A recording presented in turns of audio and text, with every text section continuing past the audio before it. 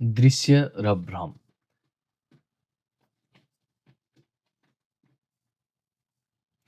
सार्थकलाई सार्थक र निरर्थकलाई निरर्थक देख्न थालेपछि सही ज्ञान प्राप्त हुन्छ। धम्पद। मन जादुगर जस्तै हुन्छ। हुँदै नभएको कुरालाई पनि यसले भए जस्तै देखाइदिन सक्छ। हाम्रो मनले सिर्जना गर्ने भ्रमबाट हामीमध्ये धेरैजसो त्यत्तिकै सम्मोहित हुन्छौँ अनि झन झन खतराको भ्रान्ति उत्पादन गर्न आफ्नै मनलाई प्रोत्साहित गर्छौँ। यो नाट्यमञ्जन दुर्व्यसन बन्न पुग्छ। मेरो कुनै कुनै विद्यार्थी यसलाई एड्रेनलिन रस पनि भन्छन्। यो भ्रान्ति उत्पादनको परिस्थिति जतिसुकै डरलाग्दो भए पनि मात लागे जस्तो हुन्छ अनि आफै वा आफ्ना समस्यालाई जीवनभन्दा पनि ठुलो देख्न थाल्छौँ।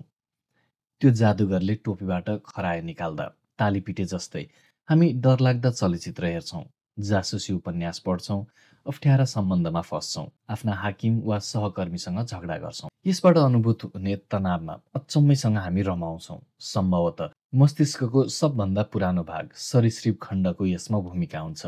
म र उनीहरूको भावलाई अझै बलियो बनाउँदै जाँदा हाम्रो व्यक्ति चिन्तन अझै दह्रो हुँदै गरी स्थापित हुन्छ। अघिल्लो अध्यायमा हामीले देखिसक्यौँ, यथार्थमा यो केवल दृष्टिभ्रम मात्र हुन्छ। कुनै तात्विक वास्तविकता त्यसमा हुँदैन।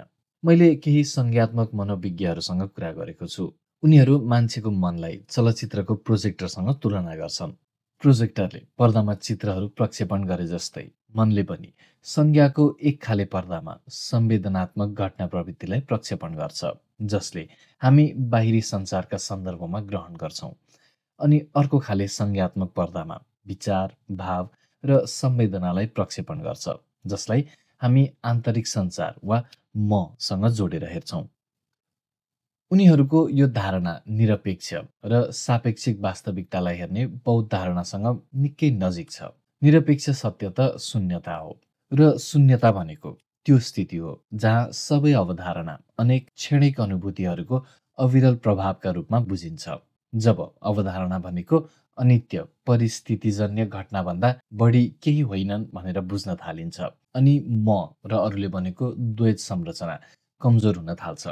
अवधारणा नै सत्य हुन्छ भन्ने गलत बुझाइबाट उत्पन्न यावत अनुभूतिहरूको योग चाहिँ सापेक्षिक सत्य हो। तर अस्तित्वमा भएका चिज कि त त्यहाँ बाहिर संसारमा हुन्छन् कि भने यहाँभित्र आफैमा हुन्छन् भन्ने धारणा त्याग्न सजिलो हुन्न।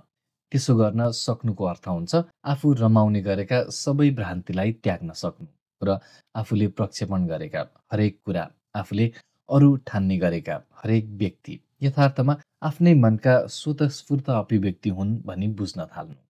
यसको अर्थ हुन्छ सत्यबारेका धारणालाई त्याग्नु र वास्तविकताको प्रभावलाई जस्तो छ त्यही रूपमा बुझ्नु। यथाभूत ज्ञान दर्शन। आफ्ना अवधारणासँग पुरै सम्बन्ध विच्छेद गरिरहनु पर्दैन। कुनै गुफा वा पर्वतमा गएर ध्यान गर्नु पनि पर्दैन। सपनामा देखेका वस्तुलाई हेरे झैँ आफ्ना अवधारणालाई हेरेर रमाए हुन्छ। यसो गर्न सक्ने हो भने अनेक अनुभूति कसरी हाम्रा लागि उत्पन्न हुँदा रहेछन् भनेर विस्मित हुन थालिन्छ। प्राकट्य र भ्रान्तिबीच भिन्नता पहिल्याउन थालेपछि मात्र मेरै यी अवधारणा गलत वा पूर्वाग्रहपूर्ण हुन सक्छन्, यिनै धारणा अत्यन्त ठोस भएका कारण अरू सम्भावनालाई देख्नै नसक्ने भएको हुन सक्छन् भनेर स्वीकार्न सम्भव हुन्छ। जब मैले आफ्नो मनभित्र शून्यता र प्राञ्जलतालाई बुझ्न थालेँ, मेरो जीवन यति समृद्ध र जीवन्त भयो मैले कहिल्यै कल्पना पनि गरेको थिइनँ। हरेक चिज यस्तै हुनुपर्छ, उस्तै हुनुपर्छ भन्ने सोच त्यागेपछि म स्वतन्त्र भएँ र आफ्ना अनुभूतिलाई यथाभूतको भावका साथ व्यवहार गर्न थालेँ। शून्यता र प्राञ्जलताको योग। हाम्रो निसर्गमा गुणहरूको अक्षयता हुन्छ। मैत्रेय भनिन्छ मनको शक्तिलाई बुझ्न सघाउनका निम्ति भगवान बुद्धले 84,000 विभिन्न तरिका सिकाउनु भएको थियो। मैले ती सबै तरिका नसिकेकाले सङ्ख्या ठ्याक्कै कति हो भन्न सक्दिनँ। 83,979 पनि हुन सक्ला, 84,001 पनि हुन सक्ला। तर उहाँका सम्पूर्ण शिक्षाको सारलाई एउटै बिन्दुमा अटाउन भने सकिन्छ। मन नै सबै अनुभूतिको स्रोत हो र मनको दिशालाई परिवर्तन गरिदिने हो भने हामीले अनुभव गर्ने सबै कुराको गुणवत्तालाई परिवर्तन गर्न सकिन्छ। मनको रूपान्तरणले अनुभूतिका सबै कुरा रूपान्तरित हुन्छन्। रङ्गीन चस्मा लगाए जस्तै हो। पहेँलो चस्मा लगाएपछि अचानक सबै कुरा पहेँलो देखिन थाल्छन्। हरियो चस्मा लगाए भने सबै कुरा हरियै देखिन्छन्। यस अर्थमा हेर्ने हो भने प्राञ्जलतालाई मनको सृजनात्मक पक्षका रूपमा बुझ्न सकिन्छ। जेका बारे पनि धारणा बनाउँदा आफ्नो सचेतनाकै आधारमा बनाइन्छ। मनको सृजनात्मक क्षमताको कुनै सीमा छैन। यो सृजनात्मक पक्ष शून्यता र प्राञ्जलताको योगको स्वाभाविक परिणाम हो। यसलाई तिब्बती भाषामा मागाप्पा भनिन्छ, जसको अर्थ हो निर्विघ्नता। कहिलेकाहीँ मागाप्पालाई शक्ति वा क्षमताका रूपमा पनि अनुवाद गरिन्छ। जे भने पनि अर्थ उही हो। जेलाई पनि, जुनै कुरालाई पनि अनुभूत गर्न सक्ने मनको स्वतन्त्रता। आफ्नो मनको शक्तिलाई जति बोध गर्न सक्यो आफ्ना अनुभूतिमाथि, त्यति नै बढी नियन्त्रण गर्न सम्भव हुन्छ। पीडा, विषाद, भय, चिन्ता र दुःखका कुनै पनि रूपले जीवनलाई पहिले झैँ प्रभावित पार्दैनन्। जुन अनुभूतिले पहिले बाधा अड्चन हुने गर्थे, ती अब मनको निर्विघ्न गुणत्वको बोधलाई गहिर्याउने अवसर बन्न थाल्छन्। आफ्नो जीवनकालभर सबैले दुःख र सुखको संवेदना अनुभूत गर्छन्। प्राय संवेदनाको शारीरिक आधार हुन्छ। मालिस गराउनु, मिठो खानु, तातो पानीमा नुहाउनु आदिलाई सामान्यतया सुखद शारीरिक संवेदनाका रूपमा लिइन्छन्। हातको औँला पोल्नु, इन्जेक्सन लिनु अथवा गर्मीको बेला एसी नभएको गाडी चढेका बेला ट्राफिक जाममा फस्नुलाई नमिठो संवेदनाका रूपमा लिइन्छ।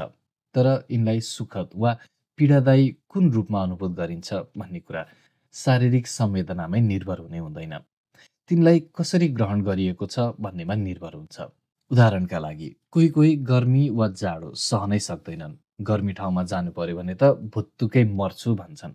अलिकति पसिना आयो भने पनि उनीहरूलाई खपिन नसक्नुहुन्छ। जाडोका बेला थोरै हिउँ टाउकोमा झर्यो भने पनि खप्न सक्दैनन्।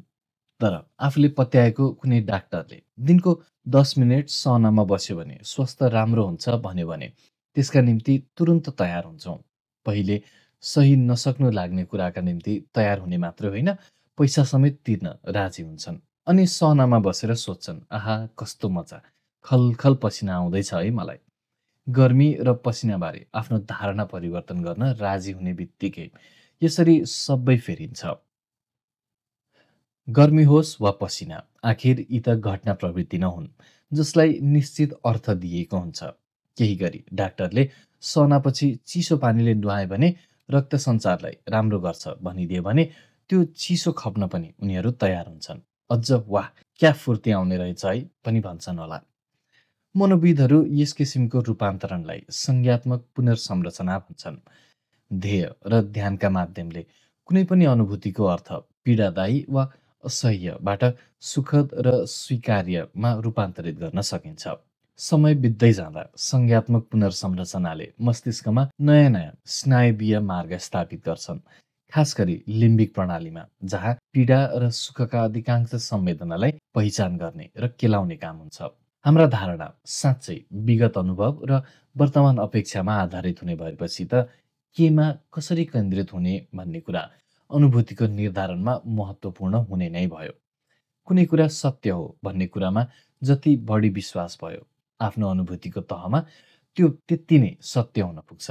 आफू कमजोर छु, मूर्ख छु, असक्षम छु भन्नेमा विश्वास हुने हो भने आफ्नो वास्तविक गुण जस्तो सुकै होस्, साथीभाइ र सहकर्मीले आफूलाई जस्तो सुकै देखुन्, आफूलाई कमजोर, मूर्ख र अक्षम नै अनुभव गरिरहेका हुन्छौँ।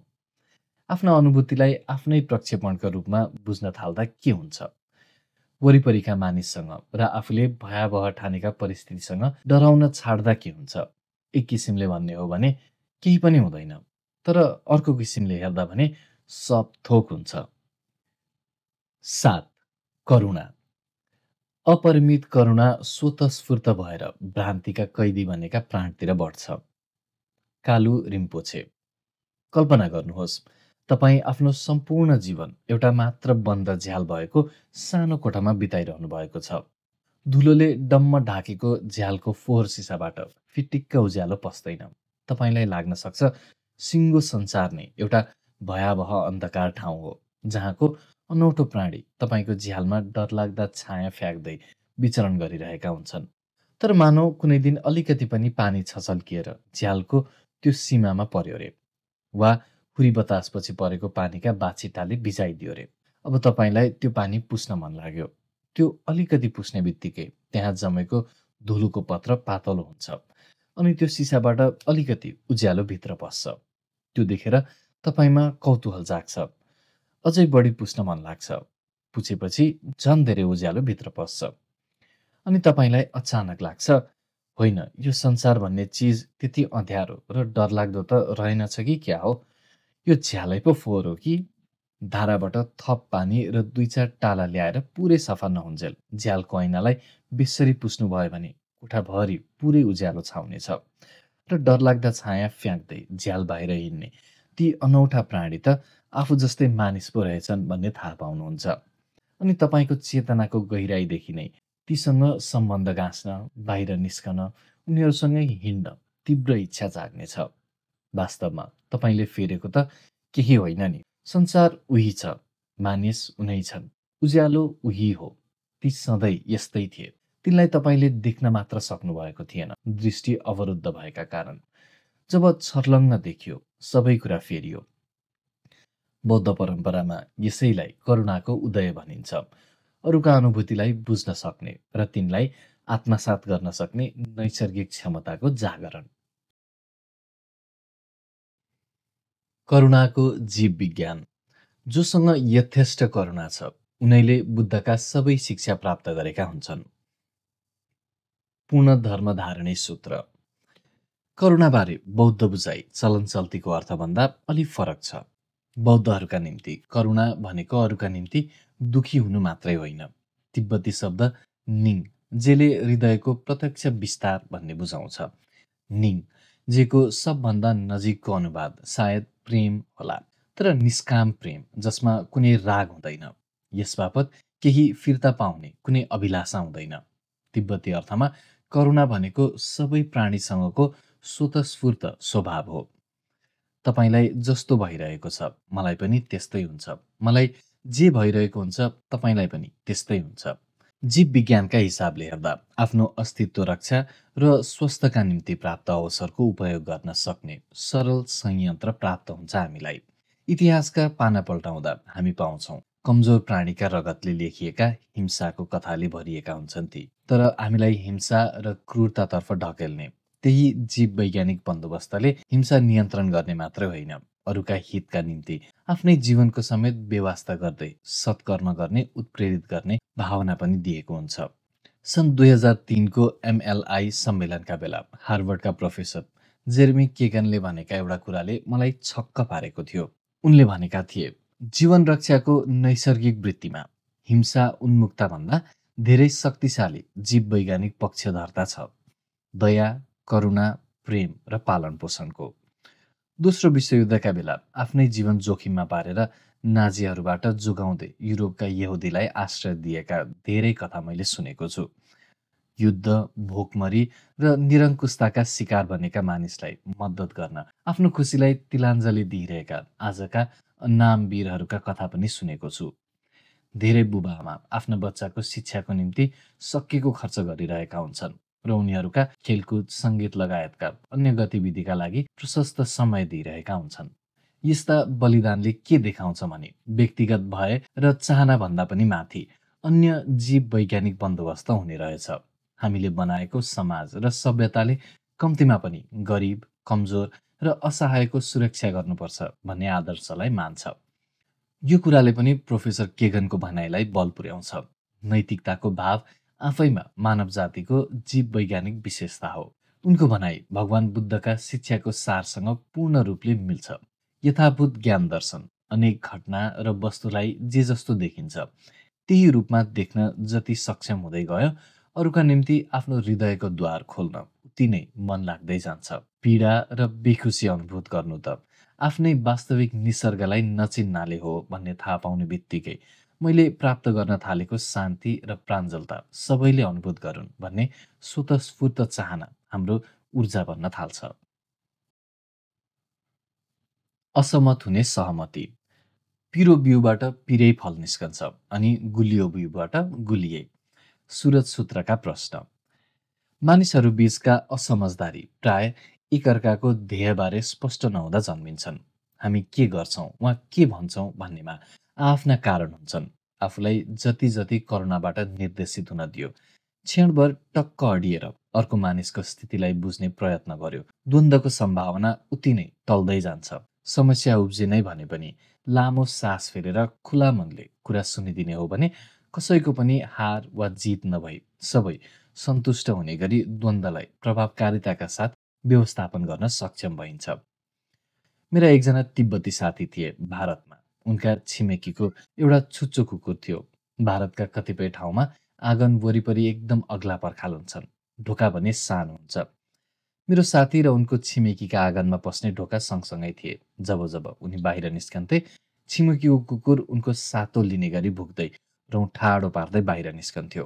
त्यतिले नपुगेर बेला बेलामा ऊ उनकै ढोकाबाट पसेर भुक्न र हल्ला गर्न थाल्थ्यो। त्यो कुकुरलाई के गरी तह लगाउने होला भनी मेरा मित्रले निकै विचार गरे। आखिरमा उनले ढोकामा धराप थाप्ने निर्णय गरे। ढोकालाई अलिकति मात्र खोलेर राख्ने अनि मास्तिर ससाना तर गह्रौँ चिज राखिदिने। ढोका खोलेर कुकुर पस्ने बित्तिकै त्यसलाई चोट लाग्नेछ भन्ने उनको अनुमान थियो। शनिबारको बिहान त्यो धराप थापेर उनी झ्यालमा पर्खेर बसे। कतिखेर त्यो कुकुर पस्ला र सजाय पाउला भनेर। तर कुकुर आएन अनि उनी आफ्नो दैनिक प्रार्थना र पाठ गर्न थाले। बेला बेलामा उनी ढोकातिर पुलुक्क हेर्थे, तर कुकुर आएकै होइन। उनी पाठ गर्दा गर्दै एउटा पुरानो मन्त्रमा पुगे। ब्रह्म विहार वा चार अपरिमेय भनिने त्यो मन्त्र यसरी सुरु हुन्छ: सबै प्राणीलाई खुसी र खुसीका कारण प्राप्त होस्। सबै प्राणी दुःख र दुःखका कारणबाट मुक्त हुन्।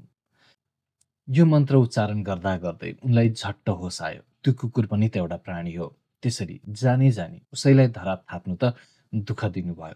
उनलाई लाग्यो, मैले यो जप गरिराख्नु भनेको त ढाँट्नुहुन्छ, बरु यो जप नै गर्दिनँ। तर फेरि त्यो पनि त ठिक लागेन। ब्रह्मविहार जप गर्नुको उनको दैनिक चर्या थियो। अनि सकेसम्म त्यो कुकुरप्रति करुणा जाग्ने गरी उनी फेरि पाठ गर्न थाले। तर बीचबीचमा पुगेपछि उनलाई फेरि लाग्यो, होइन, त्यो कुकुर त बदमासै छ बा। मलाई यति धेरै दुःख दिइरहेको छ, त्यसले दुःख नपाओस्, खुसी रहोस् भनेर मैले किन भन्ने? अनि उनले एउटा जुक्ति निकाले। मन्त्रमा एउटा मात्रै शब्द फेरिदिँदा हुने रहेछ। केही प्राणीलाई खुसी र खुसीका कारण प्राप्त होस्, केही प्राणी दुःख र दुःखका कारणबाट मुक्त हुन्। यो समाधानबाट उनी आफै दङ्ग परे। प्रार्थना सकेर खाना खाइसकेपछि उनले कुकुरका बारेमा पनि बिर्सिए अनि उनलाई बाहिर निस्कन मन लाग्यो। हतारमा उनले कुकुरलाई थापेको धरापबारे बिर्सेछन्। ढोका खोल्ने बित्तिकै भयभरका गरौँ इँटा ढुङ्गा उनकै टाउकोमा बज्रियो। यो अलिक कडै बिउझाइ थियो, तर टाउकोमा उठेको टुटुल्काको कारण उनले गहिरो महत्त्वको केही कुरा बुझे। कुनै पनि प्राणीलाई खुसीबाट वञ्चित गर्न खोज्दा उनी आफै पनि वञ्चित भइरहेका थिए। आफूभित्र करुणाको अभाव आफैले भोग्नु परेपछि उनले तरिका फेरे। अर्को दिन बाहिर निस्कने बेला हातमा चम्पाको टुक्रा लिएर निस्किए। सधैँ चाहिँ छिमेकीको कुकुर भुक्दै हल्ला गर्दै निस्क्यो। त्यसलाई हप्काउनुको साटो उतिर हातको चम्पा फ्याँकिदिए। भुक्दा भुक्दैको कुकुर छक्क परेर त्यो चम्पा चपाउनेतिर लाग्यो। उसका रौँ अझै ठाडा थिए, ऊ अझै गुर गुर गर्दै थियो। तर चम्पाको आक्रमणका कारण ऊ जिल्ल पनि परेको थियो। यो खेल केही दिनसम्म चलिरह्यो। मेरा मित्र बाहिर निस्कन्थे। कुकुर भुक्दै दौडिँदै आउँथ्यो अनि फ्याँकिएको चम्पा हावामै मुखले च्याप्प समात्थ्यो। एक सातापछि आक्रमण गर्न होइन, उनलाई अभिवादन गर्न पनि कुकुर दगुर्न आउन थाल्यो। हुँदा हुँदा ती दुईको सम्बन्ध कस्तो भयो भने मेरा मित्र घाम तापेर आफ्नो पाठ पढिरहेका बेला पनि त्यो कुकुर चुपचाप आएर उनको छेउमा बस्न थाल्यो। अब भने उनलाई सबै प्राणीको खुसीका निम्ति प्रार्थना गर्न कुनै सकस भएन। जुनसुकै प्राणी, मानिस, जनावर वा किराफट्याङ्ग्रा जे भए पनि सबैले खोज्ने त शान्ति र दुःखबाट मुक्ति नै हो। यो कुरा बुझ्दा आफ्ना इच्छा विरुद्ध कसैले केही गरिहालेछ वा भनिहालेछ भने पनि उसका कुरा बुझ्न केही आधार पाइन्छ। ए, यो मानिस वा अरू जुनसुकै प्राणी होस् पनि त म जस्तै खुसी हुन चाहन्छ र दुःखबाट मुक्त हुन चाहन्छ। उसले जे गरिरहेको छ त्यसकै निम्ति हो। उसले जे बुझेको छ त्यही मात्रै गरेको हो। मलाई नै दुःख दिन चाहेको होइन भन्ने लाग्छ। करुणा भनेको हृदयको स्वस्फूर्त प्रज्ञान हो। यो जहिले पनि हामीमा हुन्छ, जहिले पनि हामीमा थियो, जहिले पनि रहिरहनेछ। जब हामीभित्र यसको उदय हुन्छ, यथार्थमा हामी कति बलिया र सुरक्षित रहेछौँ भन्ने देख्न थाल्छौँ। 8. हामी किन दुखी हुन्छौँ? हरेक प्राणीमा आफ्नै भलो नहुने काममा पनि आकर्षित हुने स्वभाव हुन्छ। जामगोन कोङटुल।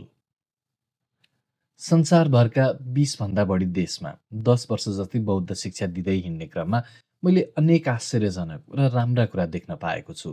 कहिले सार्वजनिक कार्यक्रममा र कहिले व्यक्तिगत रूपमा सरसल्लाह लिन आउने मानिसबाट अचम्मका कुरा सुनेको छु। त्यसमध्ये मलाई सबभन्दा विस्मित पारेको चाहिँ केले भन्दा भौतिक संसाधनको कुनै सीमा नभएका समृद्ध देशका मानिसले पनि उत्तिकै दुःख अनुभूत गर्दा रहेछन् जति कम विकसित देशका मानिसले गर्छन्। नेपाल र भारत जस्ता देशमा मैले देख्ने र सुन्ने गरेका दुःखका कथाभन्दा ती सम्पन्न देशमा भोगिने दुःखका कथा फरक भए पनि मात्रामा भने कम थिएनन्। पश्चिमा मुलुकमा म पहिलो पटक पुग्दा नै त्यहाँ पनि त्यो स्तरको दुःख रहेछ भन्ने कुराको बेउ पाउन थालेको थिएँ। स्थानीय मित्रहरू मलाई सहरका प्रसिद्ध स्थल घुमाउन लान्थे। एम्पायर स्टेट भवन वा आइफिल टावर जस्ता संरचना देख्दा तिनका परिकल्पनाका क्षमताबाट म अत्यन्त प्रभावित हुन्थे। त्यही भव्य संरचना निर्माण गर्ने क्रममा खटिने असङ्ख्य मानिसबीच आवश्यक सहकार्य, समायोजन र दृढताबारे कल्पना गर्दा पनि म विस्मित हुन्थेँ।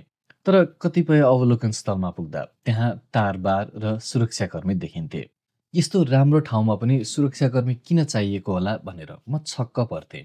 स्थानीय मित्रहरूलाई सोद्धा उनीहरू भन्थे, माथिबाट फाल हानेर कसैले आत्महत्या नगरून् भनेर यसो गरिएको हो। यस्ता आश्चर्यजनक संरचना बनाउन सक्ने समाजले आफ्ना ती अद्भुत सिर्जना आत्महत्याको स्थल नबनुन् भनेर कतै कडाई गर्नुपर्ने यो कस्तो बाध्यता। यो देख्दा मलाई साह्रै दुःख लाग्थ्यो। ती भव्य संरचनाको सौन्दर्य र प्राविधिक पक्षप्रति मेरो जुन प्रशंसा भाव थियो त्यसलाई नै त त्यो सुरक्षा व्यवस्थाले त्यति विघ्न ओझेलमा पारेन। तर अरू पनि यस्तै केही ठाउँ घुमिसकेपछि भने त्यो सुरक्षा व्यवस्थाको अन्तर्यसँग जोडिएका अरू कुरा पनि देख्न थाले। समृद्ध देशमा सहज जीवन बिताइरहेका मानिस सजिलै मुस्कुराउन त सक्छन्, तर उनीहरूका आँखाबाट भने असन्तुष्टि मात्रै होइन, असहायताले समेत चियाइरहेको हुन्थ्यो। सार्वजनिक प्रवचन होस् वा व्यक्तिगत कुराकानीका क्रममा मानिस अनेक प्रश्न सोध्थे। तीमध्ये धेरैजसो प्रश्न चाहिँ कसरी अलिकति बलियो हुने वा आफैप्रतिको घृणालाई कसरी जित्ने यिनै विषयका वरिपरि हुन्थे। ती पश्चिमा सहरमा म जति जति घुम्दै गएँ उति नै स्पष्ट हुँदै गएँ भौतिक र प्राविधिक उन्नति भएका ठाउँका मानिस पनि उत्तिकै दुःख, चिन्ता, एक्लोपन र निराशा बोध गर्दा रहेछन् जति कम विकसित ठाउँका मानिसले गर्छन्। केही वर्षसम्म मैले सार्वजनिक कार्यक्रममा होस् वा व्यक्तिगत सल्लाह दिने क्रममा धेरैलाई एक दुई प्रश्न सिधै सोध्ने गर्थेँ। त्यसपछि स्पष्ट देख्न थालेँ बाह्य वा भौतिक विकासले आन्तरिक प्रज्ञाको विकासलाई जति जति उछिन्दै जान्छ, भावसङ्घीय द्वन्द्वबाट मानिस उति नै प्रताडित हुँदै जाने रहेछ। तर त्योसँग जुझ्नका निम्ति उनीहरूसँग कुनै आन्तरिक उपाय भने नहुँदो रहेछ। भौतिक संसाधनको प्राचुर्यले बाह्य आकर्षणलाई जति बढाउँदै लान्छ, आफ्नो आन्तरिक जीवनसँग मानिसको सम्बन्ध उति नै टुट्दै जाने रहेछ। हेर्नुहोस् न, कति धेरै मानिस नयाँ अनुभवका निम्ति भनेर नयाँ रेस्टुरेन्ट जान्छन्, नयाँ सम्बन्धमा बाँधिन्छन्, नयाँ काम खोज्छन्। केही समयसम्म त त्यो नयाँपनले केही रोमाञ्च प्रदान नगर्ने होइन, तर त्यो केही समयमै हराएर जान्छ।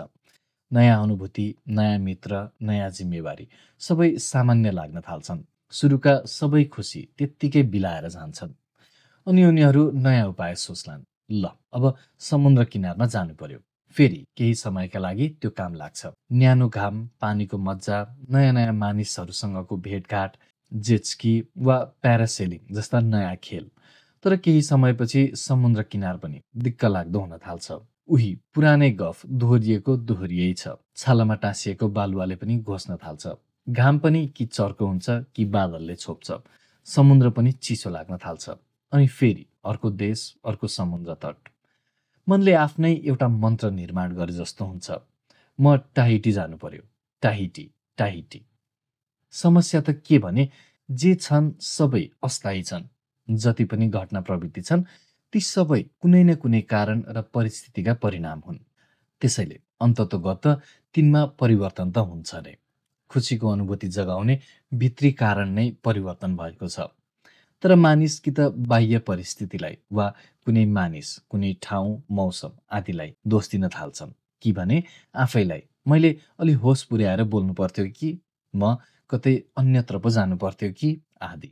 तर यसले गर्दा खुसीका स्रोत ठानिएका वस्तुमाथिकै विश्वास घट्ने मात्रै होइन, आफैमाथिको विश्वास पनि घट्न थाल्छ। अनि त खुसीको खोज झनै कठिन हुन थाल्छ। अझ ठुलो समस्या त के भने धेरैलाई खुसी भनेको के हो त्यो नै थाहा छैन। त्यसले गर्दा असन्तुष्टिको जुन कारणबाट छुटकारा पाउन खोजेको हो, फर्की फर्की त्यही पुग्ने स्थिति तयार गरिरहेका हुन्छन्।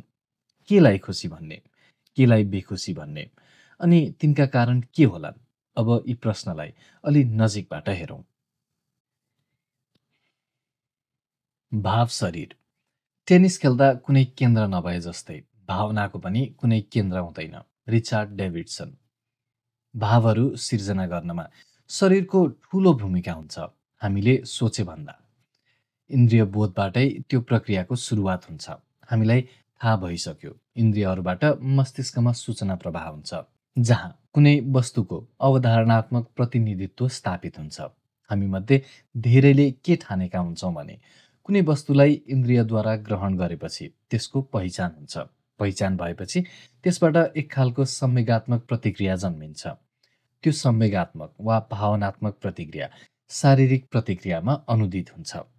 तर वास्तवमा यसको ठिक उल्टो भइरहेको हुन्छ।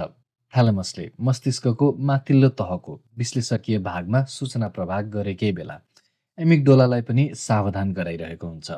एमिगडोला नामको यो अनौठो कागजी बदामको आकारको सानो स्नायुविक अङ्गबारे पहिले नै कुरा गरिसकियो। यसले खास गरी डर र आक्रोश जस्ता भावनात्मक प्रतिक्रियालाई नियन्त्रण गर्छ। थ्यालेमस र एमिगडोला एकदमै नजिकै भएकाले नियोकर्टेक्सभन्दा अघि एमिगडोलामा सूचना पुगिसक्छ। त्यो सूचना प्राप्त गर्ने बित्तिकै एमिगडोलाले तत्काल मुटु, फोक्सो, प्रमुख मांसपेशी र एड्रिनलिन जस्ता हर्मोन निकाल्ने अङ्गहरूलाई प्रचालित गरिसक्छ। यसका कारण शारीरिक प्रतिक्रिया भइसकेपछि मात्र मस्तिष्कको विश्लेषकीय अङ्गले निश्चित भाव वेगका आधारमा ती प्रतिक्रियाको विश्लेषण थाल्छ। अर्को शब्दमा भन्दा कुनै डरलाग्दो चिज देखेर डराउने अनि भाग्ने हुँदैन। पहिले केही देखिन्छ, दगुरिन्छ, मुटुको ढुकढुकी बढ्छ, शरीरभर एड्रिनलिनको प्रवाह हुन्छ, अनि मात्र शरीरको त्यो प्रतिक्रिया डर रहेछ भन्ने विश्लेषण हुन्छ। तर धेरैजसो स्थितिमा कस्तो हुन्छ भने मस्तिष्कको त्यो माथिल्लो तहले शरीरलाई केही मिलिसेकेन्डभित्रै भेट्न सक्छ र त्यस्तो प्रतिक्रिया उचित हो होइन निर्क्योल गर्न सक्छ, अनि त्यही विशिष्ट परिस्थिति अनुसार शारीरिक प्रतिक्रियालाई अनुकूल गर्न पनि सक्छ। भर्खरै मात्र मनोविज्ञानका निम्ति उपलब्ध हुन थालेको प्रविधिले यस्तो विश्लेषणको परिणामको मापनलाई समेत सम्भव तुल्याएको छ। डर, घृणा र गालीगलौज मस्तिष्कको सबभन्दा अघिल्लो भाग फ्रन्टल लोबका दायाँपट्टिका न्युरोनहरूको उद्वेलनका रूपमा देखा पर्छन्। त्यस्तै खुसी, प्रेम, करुणा र आत्मविश्वासहरूलाई चाहिँ फ्रन्टल लोबकै बायाँपट्टिका न्युरोनको उद्वेलनमा मापन गर्न सकिन्छ। खास परिस्थितिमा म के गर्दैछु भन्ने बारे आफ्नै मूल्याङ्कन क्षमता कम भएको हुन्छ। फलस्वरूप हामी सोच्दै नसोची कुनै घटनाप्रति प्रतिक्रिया दिन पुग्छौँ। यस्तो बेला एमिगडोलाको परिचालन कति सशक्त हुन्छ भने त्यसले मस्तिष्कका माथिल्ला केन्द्रले के गर्छन् भनी पर्खिँदैन। परिस्थितिलाई यसरी आकस्मिक सम्बोधन गर्नुको आफ्नै फाइदा पनि छ। जीवन रक्षाका निम्ति यस्तो प्रतिक्रिया साँच्चै महत्त्वपूर्ण पनि छ। भनौँ न, आफूलाई बिगार गरिसकेको कुनै खानेकुरा देख्ने बित्तिकै यो त खान हुन्न बा भनेर थाहा पाउनु, वा कुनै खतरनाक हिंस्रक जनावरलाई तत्कालै चिन्नु जीवन रक्षाको निम्ति पक्कै उपयोगी कुरा हो। तर कहिलेकाहीँ कस्तो भइदिन्छ भने अहिलेको परिस्थिति पहिलेको कुनै घटनासँग अलिअलि मात्र मिले जस्तो हुँदा समेत स्वचालित रूपमा यस्तै अन्धाधुन्द चर्को प्रतिक्रिया भइसक्छ। त्यसले गर्दा वर्तमान क्षणमा घटिरहेका घटनाबारेको हाम्रो मूल्याङ्कनलाई नै प्रभावित पारिरहेको हुन्छ। स्थिति र वैशिष्ट्य। सबै कुरा परिस्थितिमा निर्भर हुन्छ। पत्रुल रिम्पोछे। वैज्ञानिक दृष्टिबाट हेर्दा भाववेग छोटो घटना जस्तो हुन्छ, तर त्यसले सिर्जना गर्ने प्रभाव दीर्घकालीन हुन्छ। उदाहरणका निम्ति घरमा केही मर्मत गरिरहेका बेला अचानक हथौडाले बुढी औँलामा हानिएछ भने जुन रिसको अनुभूति हुन्छ, वा कसैले तारिफ गरेका बेला जुन गर्वको अनुभूति हुन्छ, त्यो क्षणिक हुन्छ। यो भनेको स्थिति हो। लामो समयसम्म अनेक परिस्थितिबाट पनि रहिरहने भावलाई चाहिँ वैशिष्ट्य वा चारित्रिक गुणको रूपमा बुझिन्छ। जस्तै बच्चाहरूप्रति स्नेह अथवा विगतको कुनै घटनाको कारण मनभित्र रहिरहेको आक्रोश। यी दुवै व्यक्तिगत चरित्रका मापक हुन्छन्। भनौँ न, एकजना यस्तो मान्छे छ अरे जो जति बेला पनि मुस्कुराइरहन्छ, फुर्तिलो छ, अरूबारे सकारात्मक कुरा मात्र गर्छ। त्यस्तो मान्छेलाई हामी मिजासिलो भन्छौँ। अब अर्को यस्तो मानिस छ जो जति बेला पनि आँखीभाउ खुम्च्याएर बस्छ, जहिले पनि हतारमै हुन्छ, बस्दा पनि टेबलतिर निहुरेर बस्छ, ससाना कुरामा जङ्गिरहन्छ। त्यस्तो मान्छेलाई तनावग्रस्त वा कस्तो ठिस भनेर भन्छौँ। विज्ञान नपढेकै मानिसका लागि पनि स्थिति र वैशिष्ट्य बीचको भिन्नता पहिल्याउन खासै अप्ठ्यारो हुँदैन। झुक्किएर हातमा हथौडाले हानिएछ भने रिस त उठ्छ, तर त्यो रिस धेरै बेर रहँदैन। जिन्दगीभर हथौडा देख्ने बित्तिकै सातो जाने हुँदैन। तर भावजन्य चारित्रिक वैशिष्ट्य भने मिहिन हुन्छन्। हरेक बिहानी चिन्तामा डुबेर बिउजिन्छ कि उत्साहमा रम्दै, हामीलाई प्राय थाहा हुन्छ। हाम्रा नजिकका मान्छे हाम्रो स्वभाव कस्तो छ, खुसी छौँ कि बेखुसी, थाहा पाउँदै जान्छन्। भाववेगको स्थिति भनेको न्युरोनका गफगाफको विस्फोट जस्तो हुन्छ। तर चारित्रिक वैशिष्ट्य भने न्युरोनहरू बीचको दिगो सम्बन्ध जस्तो हुन्छ। यस्ता दीर्घकालीन सम्बन्धहरूका स्रोत फरक फरक हुन सक्छन्। कुनै कुनै स्थितिको त वंशानुगत स्रोत पनि हुन सक्छ। कुनै भने गम्भीर प्रकृतिको मानसिक आघातबाट जन्मेको हुन सक्छन्। अरू भने निरन्तर दोहोरिरहेका अनुभूतिबाट सिर्जित हुन सक्छन्। बच्चा बेलादेखि युवा अवस्थासम्म हामीले पाएको जीवनको प्रशिक्षणको परिणाम जस्तो। स्रोत जेसुकै होस्, व्यक्तिको चारित्रिक विशेषताले हरेक दिनको अनुभूतिप्रति कस्तो प्रतिक्रिया हुन्छ भन्ने निर्धारण गर्छ। उदाहरणका निम्ति, भय वा विषादग्रस्त छ कोही भने कुनै पनि परिस्थितिको सामना गर्दा आत्तिने सम्भावना बढी हुन्छ। तर आत्मविश्वासका साथ हुर्किएको मानिसले भने तिनै परिस्थितिलाई नआत्ती शान्त भावले सामना गर्ने सम्भावना रहन्छ। अनुकलन तत्त्वहरू। गोरुलाई गाडाको पहियाले पछ्याए जस्तै नकारात्मक सोचलाई दुःखले पछ्याउँछ। धम्पद। सुखद वा दुःखद अनुभूति गरिरहेका बेला मस्तिष्कभित्र के भइरहेको हुन्छ भन्ने कुरा जीव विज्ञान र स्नायु विज्ञानले हामीलाई बताउँछन्।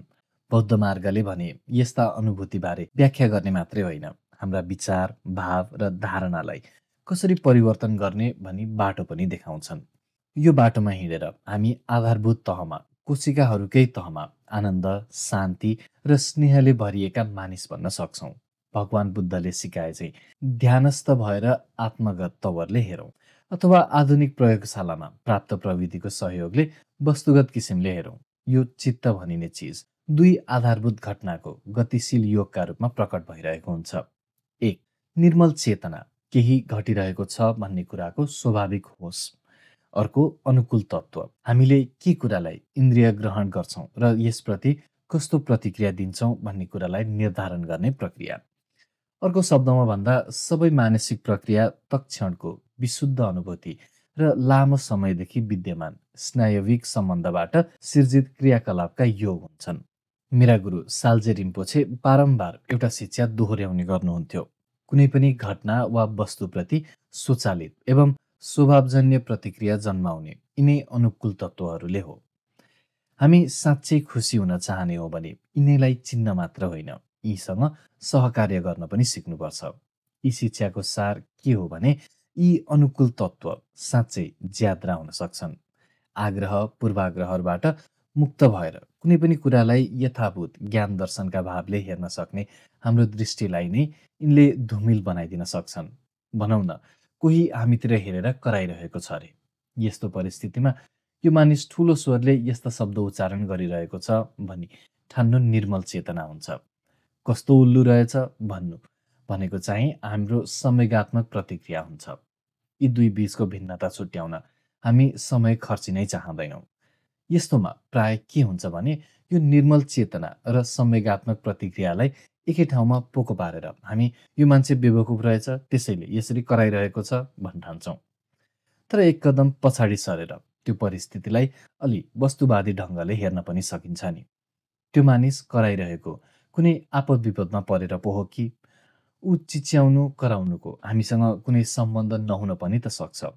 हुन सक्छ उसको हाकिमले भर्खरै थर्काएको होला र उसलाई जागिर खुस्किने डर होला। हुन सक्छ उसको कुनै प्रियजन बिरामी भएको होला। साथीहरू बीच वा श्रीमान श्रीमती बीच झगडा परेर रातभर ननिदाई बसेको पनि हुन सक्छ। दुःखको कुरा, यस्तो अनुकूलन यति शक्तिशाली हुन्छ कि यसो एक कदम पछि हट्न पनि सक्छौँ भन्ने कुरा नै हामी बिर्सन्छौँ। अनि हाम्रो बुझाइ सीमित भएकाले जे देख्छौँ त्यसैलाई पूर्ण सत्य ठानिदिन्छौँ। हाम्रो दृष्टि नै यति सीमित भएका बेला, सबै यथार्थबारे थाहा नपाइसकेका बेला हाम्रो प्रतिक्रिया कसरी उपयोगी हुन सक्ला र? हाम्रो दैनिक भोगाइका सन्दर्भ पनि यसै गरी भन्न सकिन्छ। यहाँ जो छन् ती सबै खुसी चाहन्छन्। यही हो पूर्ण सत्य। तर दुःखको कुरा, धेरै जसोको खुसी खोज्ने तरिका नै यस्तो हुन्छ कि त्यसले आफ्ना सम्पूर्ण यत्नलाई नै भताभुङ्ग पारिदिन्छ। कुनै पनि परिस्थितिको सम्पूर्ण यथार्थलाई देख्न सक्ने भएको भए कुनै पनि परिस्थितिप्रतिको हाम्रो प्रतिक्रिया जहिले पनि करुणा नै हुने थियो। क्लेश कसले कसरी गर्यो नर्कका अस्त्रहरूको सिर्जना? शान्तिदेव। उल्लिखित अनुकूल तत्त्वलाई बौद्ध शब्दावलीमा क्लेश र कहिलेकाहीँ विष पनि भनिन्छ। बौद्ध मनोविज्ञानका ग्रन्थहरूमा अनेक अनुकूलन तत्त्वबारे चर्चा गरिए तापनि सबैको एउटा कुरामा सहमति छ। यथाभूत ज्ञान दर्शनको क्षमतालाई दुर्बल बनाउने सबै अनुकूल तत्त्वको मूलमा भने तीन थरी क्लेश वा त्रिविष छन्: अविद्या, राग र द्वेष। अविद्या हाम्रो आफ्नै मनको अपरिमित सम्भाव्यता, प्राञ्जलता र शक्ति चिन्न नसक्ने असमर्थता नै अविद्या हो। रङ्गीन चस्मा लगाएर जगतलाई हेर्दा जे हेरे पनि उही रङले पोतिएको देखिन्छ। त्यसरी नै चैतन्यको खुला स्फुटानुभूतिलाई अविद्याले म र अरूका बीच भिन्नता बोध गराउने द्वैत भावले रङ्गाइदिन्छ। यसरी अविद्या दोहोरो समस्या भइदिन्छ। जब आफूलाई छुट्टै आत्मनिर्भर आत्माका रूपमा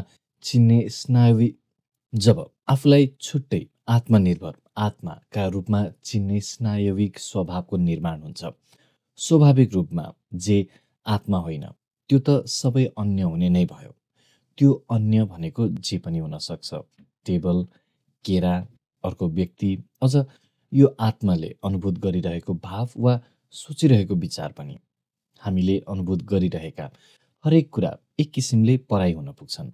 आफू र अरू बीच भिन्नता देख्ने बानी लागेपछि आफूलाई द्वैत धारणाको कैदी बनाउन पुग्छौँ। आफू र बाँकी संसार बीच सीमारेखा राख्छौँ। अनि संसार यति ठुलो प्रतीत हुन्छ कि आफूलाई अत्यन्त सानो, परिसीमित र असुरक्षित देख्न थाल्छौँ। अरू मान्छे वा भौतिक वस्तुलाई खुसी वा दुःखको स्रोतका रूपमा देख्न थाल्छौँ। अनि जीवन नै एउटा यस्तो सङ्घर्ष बन्न पुग्छ जसमा आफू खुसी हुन अरूले केही पाउनु वा लैजानु अघि नै आफूले जसरी भए पनि त्यही कुरा प्राप्त गर्नु अपरिहार्य बन्छ। संस्कृतमा यही सङ्घर्षलाई संसार भनिन्छ, जसको सोझो अर्थ हुन्छ पाङ्ग्रा वा चक्र। यथार्थमा संसार भनेको दुःखको गोलो घेरा हो। फरक परिणामको अपेक्षा गरेर हरेक चोटि उही वृत्तिमा उस्तै अनुभूतिलाई पछ्याइरहने स्वभाव हो। कुनै कुकुर वा बिरालोले आफ्नै पुच्छरलाई लखेट्दै फनफनी घुमेको देख्नु भएको छ भने तपाईँले संसार भनेको के रहेछ भन्ने देखिसक्नु भएको रहेछ भन्ने हुन्छ। कुनै जनावरले आफ्नै पुच्छर लखेट्दै यसरी घुमेको देख्दा हाँसो उठे पनि हाम्रो आफ्नै मनले यसो गर्दा भने हामी हाँस्दैनौँ। संसारको उल्टो हुन्छ निर्वाण, शून्यता जस्तै यो पनि निकै अपव्याख्या गर्ने गरिएको अवधारणा हो। यो संस्कृत शब्दको सोझो अर्थ हुन्छ निभाउनु, मैनबत्ती निभाए जस्तै। निर्वाणलाई प्राय अहङ्कार वा म भावलाई निभाएपछि प्राप्त हुने खुसी वा परम आनन्दका रूपमा वर्णन गरिएको हुन्छ। केही हदसम्म यो व्याख्या सही नै हो। तर यसमा के कुराको ख्याल राखिएको छैन भने हामी त शरीरधारी प्राणी न हौँ जो नैतिकता, आचार, ऐन कानुन र भौतिक वैशिष्ट्यका सापेक्षिक सत्यमा बाँचिरहेका छौँ।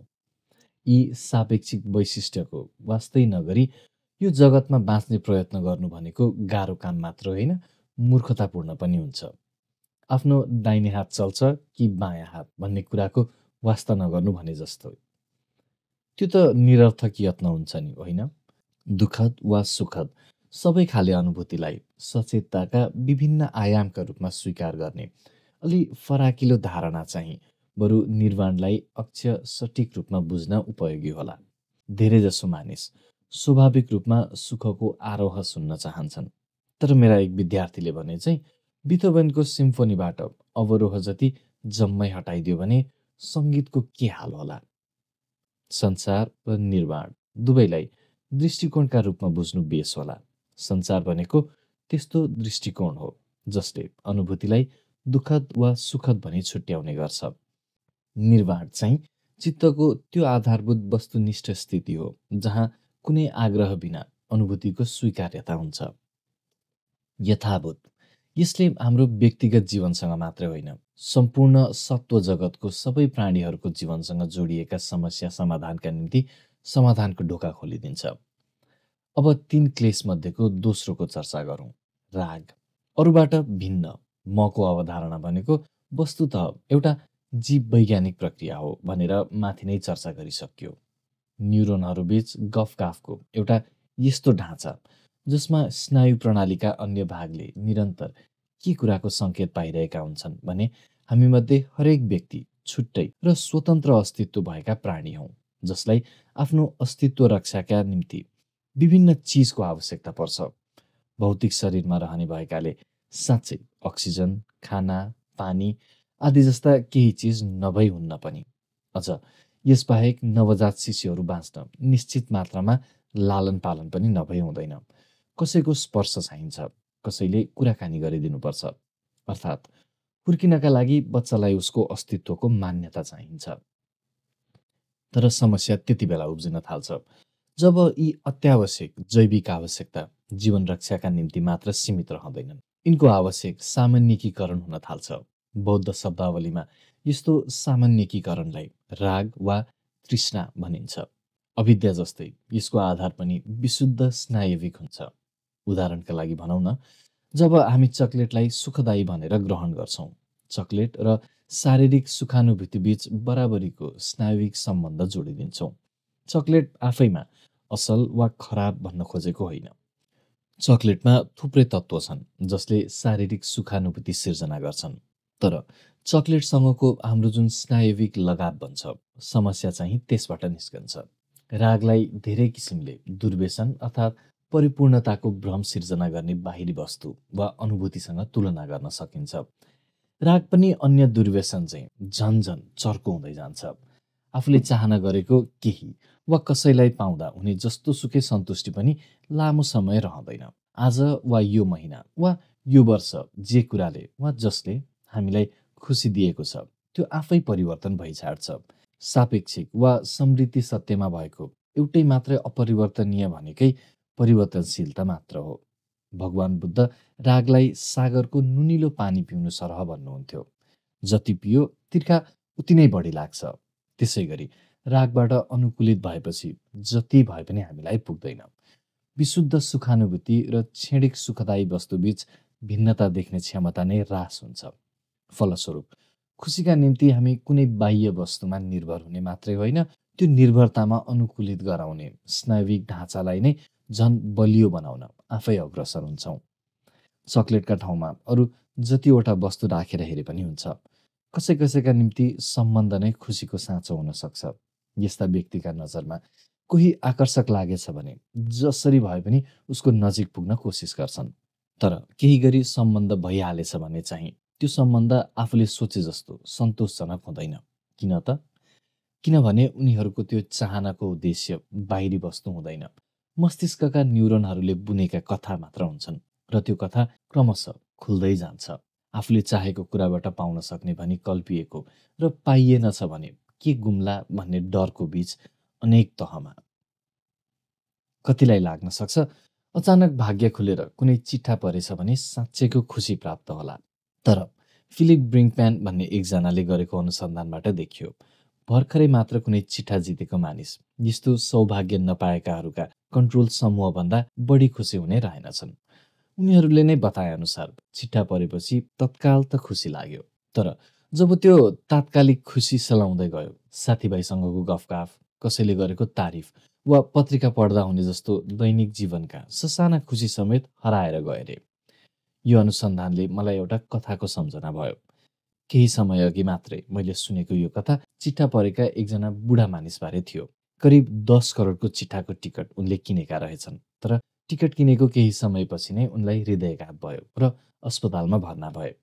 कुनै पनि किसिमको उत्तेजना गराउने कुराबाट जोगिएर पुरै बेड रेस्ट लिनु भन्ने उनका डाक्टरको उर्दी थियो। उनी अस्पतालमा भएकै बेला उनले चिठा जिते। उनी आफैलाई यो कुरा थाहा पनि भएन। उनका छोराछोरी र श्रीमती भने थाहा पाउने बित्तिकै यो समाचार सुनाउन भनी अस्पताल दौडिएछन्। बाटोमा उनीहरूले डाक्टरलाई भेटे र यो खुसीको कुरा सुनाए।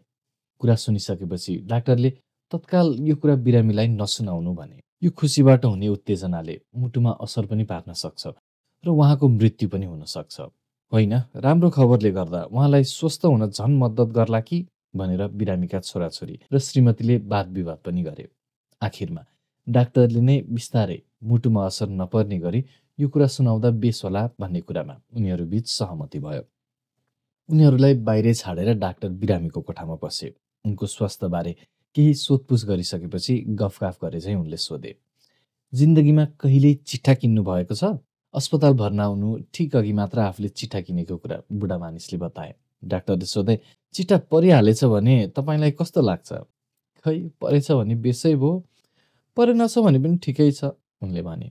म बुढो मान्छे कति पो बाँचुला र चिठा पर्नु वा नपर्नुले मलाई खासै फरक पर्दैन। केही बौद्धिक पारामा डाक्टरले भने, त्यस्तो त कहाँ होला र, चिठा परेछ भने तपाईँ पक्कै खुसीले उफ्रिनु होला नि, होइन र?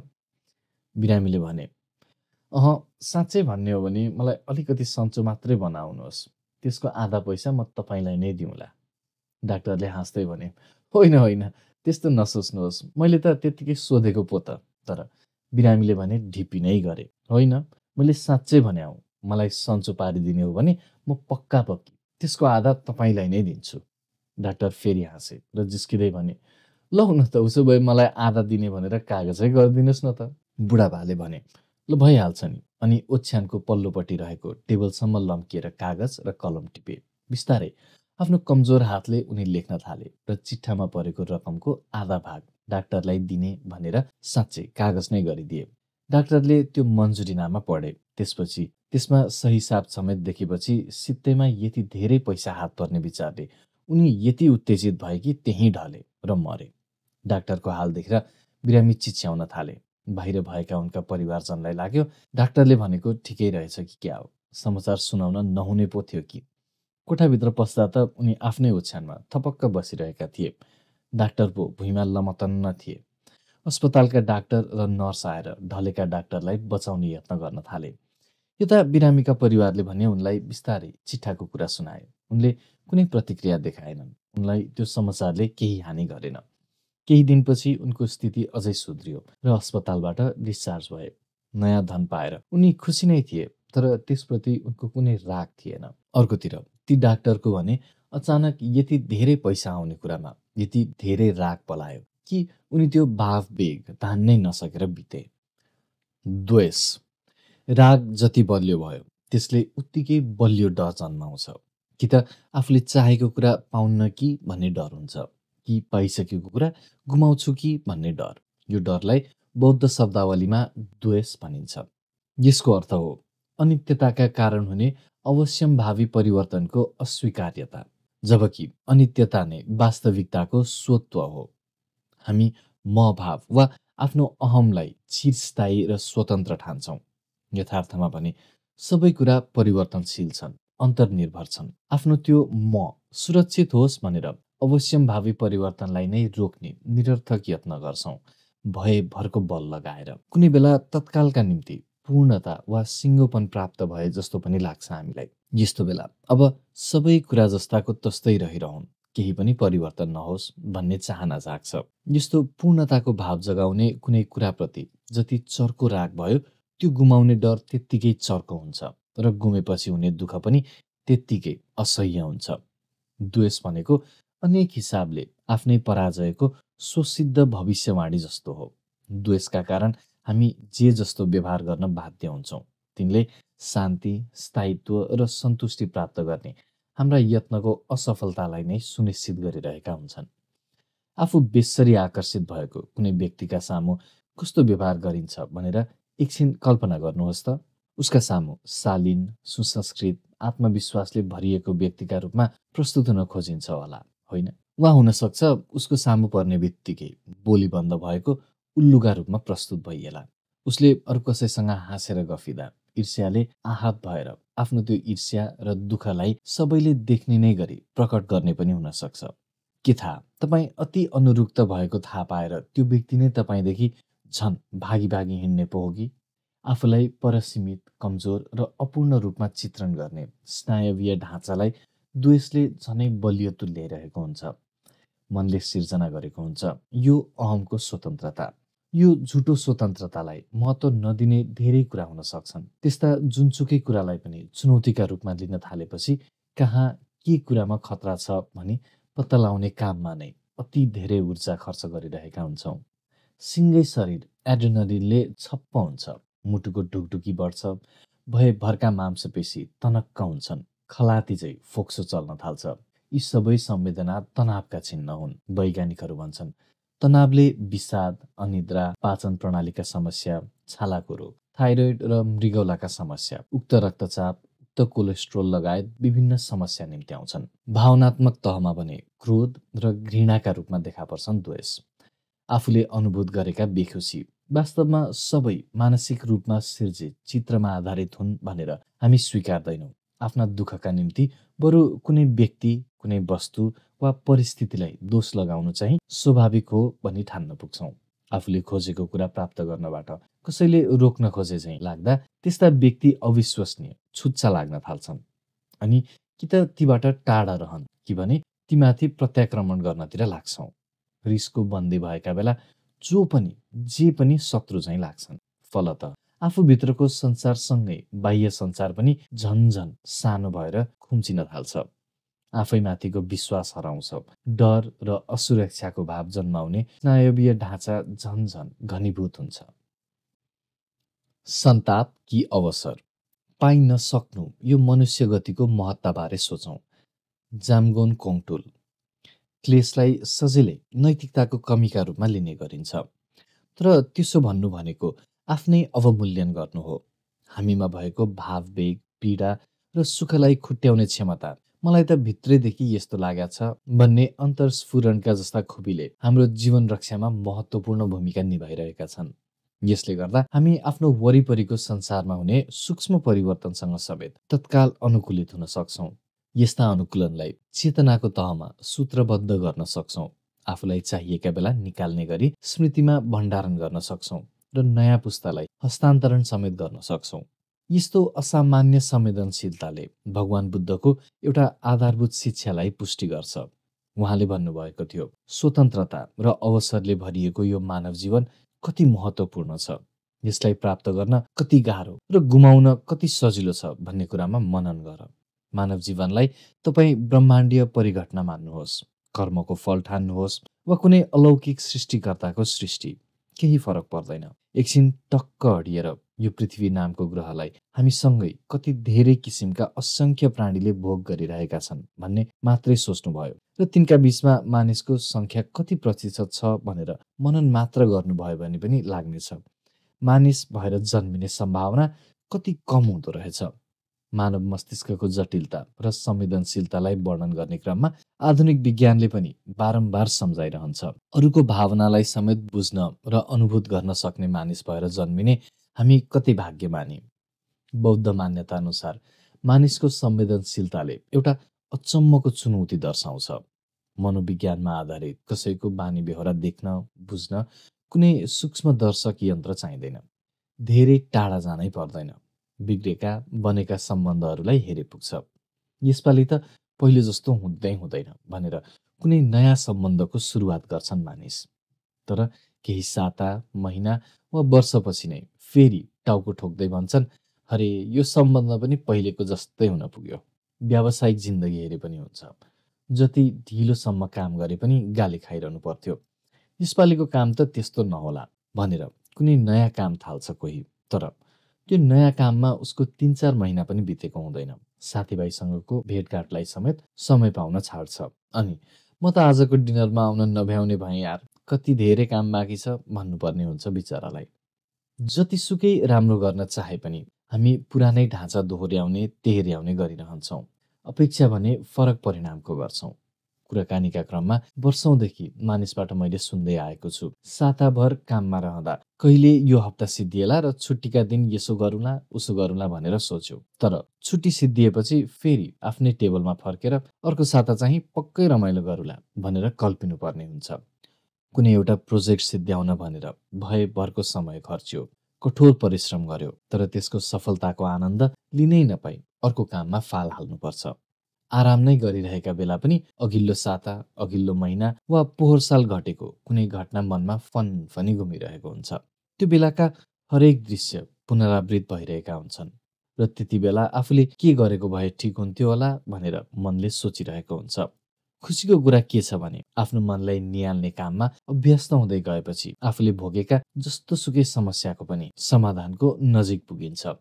राग, द्वेष, चिन्ता, भय वा चाहना जस्ता आफ्ना अनुभूति त मनकै सिर्जना पो रहेछन् भन्ने कुरा बुझ्न सहज हुँदै जान्छ।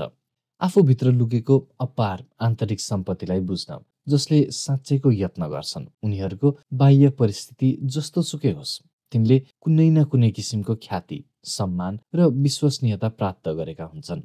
जस्तोसुकै परिस्थितिमा पनि उनीहरूको व्यवहारले नै अरूका मनमा आदर, श्रद्धा र विश्वास सिर्जना गर्छ। संसारमा उनीहरूले जुन सफलता प्राप्त गर्छन् त्योसँग व्यक्तिगत महत्त्वाकांक्षाको वा ख्याति मोहको कुनै सम्बन्ध हुँदैन। राम्रो गाडी, सुन्दर घर वा कुनै ठूलो दर्जाबाट त्यो आएको हुँदैन। त्यो त साँच्चैको स्वस्थताको फराकिलो विश्रान्त स्थितिबाट सिर्जित हुन्छ, जसले गर्दा उनीहरू आफ्नो वरिपरिको परिस्थिति र मानिसलाई स्पष्ट रूपमा देख्ने प्राञ्जल दृष्टि प्राप्त गर्न मात्रै होइन, जस्तोसुकै व्यक्तिगत परिस्थितिमा समेत खुसीको आधारभूत अनुभूतिलाई कायम राख्न सक्षम हुन्छन्। हामी बेला बेलामा सुन्छौँ, धनाढ्य, विख्यात र निकै प्रभावशाली ठानिएका व्यक्ति पनि आफ्ना उपलब्धिले खुसी नदिएको स्वीकार्छन्। सम्पत्ति र शक्ति जति भए तापनि ती दुःखको महासागरमा पौडिरहेका हुन्छन् र त्यो महासागर यति गहिरो हुन्छ कि त्यसबाट निस्कने एउटा मात्र बाटो आत्महत्या भए जस्तो लाग्छ। यति चर्को पीडाको कारण हो बाह्य वस्तु वा परिस्थितिले चिरस्थायी खुसी दिन सक्छन् भन्ने कुरामा विश्वास हुनु।